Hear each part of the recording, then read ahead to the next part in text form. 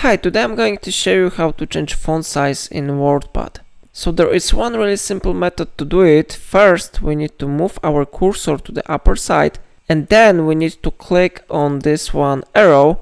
It will let you to change the font size, so I click here, and you will see here now the list of available font sizes. So for example, I will select here 48. It will let me to set this one font size, so I click here. And now I can type a simple text.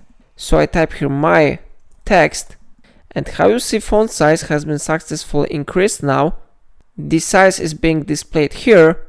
Of course, you can change it to another one if you want. You don't need to select the number from the list. You can type here a number of the font size which you want to use, for example 12, and then you can press enter, and now you will type a text with changed font size. So it is how it works. If I helped you to use it, remember to like this video and subscribe my channel, and please let me know in comment if it solved your problem.